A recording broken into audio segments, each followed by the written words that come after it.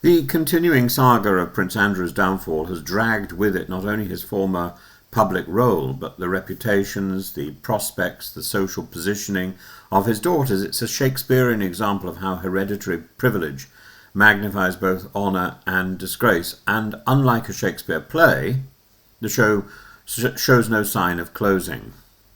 Beginning with Andrew himself, his exile from public duties is total and justified.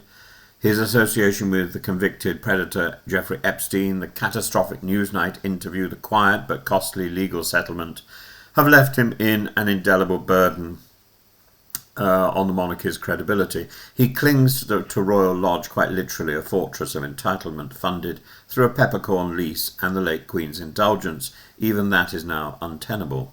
Into this confusion steps Prince William. He represents the future of the institution, a more professional, minimalist monarchy. He has reportedly been incandescent that his uncle continues to drain royal capital. Yet, it is significant that William is now being cast, true or not, as the one willing to deliver brutal home truths to the York family. The palace has firmly denied that he threatened Beatrice and Eugenie over their titles, but the very plausibility of the story reveals something. The future king is expected to be unsentimental in enforcing boundaries. The daughters, Princesses Beatrice and Eugenie, are in a difficult and ambiguous position. They have been raised inside the royal bubble, made use of its benefits. They hold no constitutional role and very little public mandate. Their parents' misjudgments have repeatedly placed them in the blast zone. They were teenagers or young adults when their mother led them into proximity with Epstein long after his criminal reputation was public knowledge. They were said to have supported their father's disastrous attempt at rehabilitation on television. Loyalty to one's parents is laudable, but loyalty doesn't dissolve responsibility. And there's also the question of sympathy. Palace insiders portray Beatrice and Eugenie as most unfortunate victims, deserving of protection from the sins of their elders. That narrative has limits.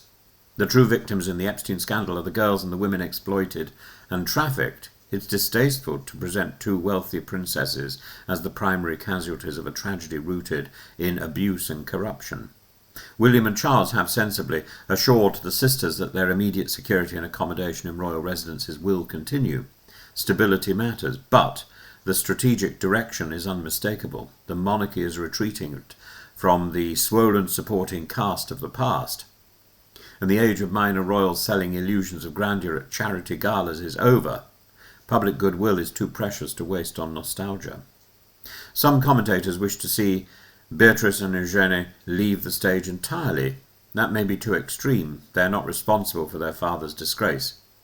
They're entitled to make their own lives as private citizens with inherited titles and no official duties. Yet, the institution doesn't owe them a platform nor a fairy tale redemption arc. If they contribute meaningfully to charitable or civic causes, they may earn continued relevance. If they remain social ornaments, the public will ask the obvious question, why are they here? That brings us back to the heart of the matter. The British monarchy survives on consent, not coercion.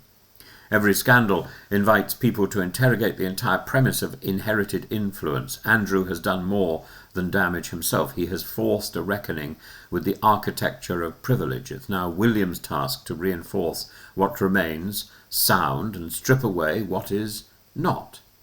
The Yorks must face a simple truth. Titles without trust are empty. Access without accountability is unsustainable. If Beatrice and Eugenie wish for a future unshadowed by embarrassment, they cannot depend on the magic of birth. They must locate purpose. They must recognize with dignity that the era when everyone born a royal was owed a spotlight is drawing to its close. If they accept that reality, there is a dignified future available. If they resist it, they will become living arguments for republicanism.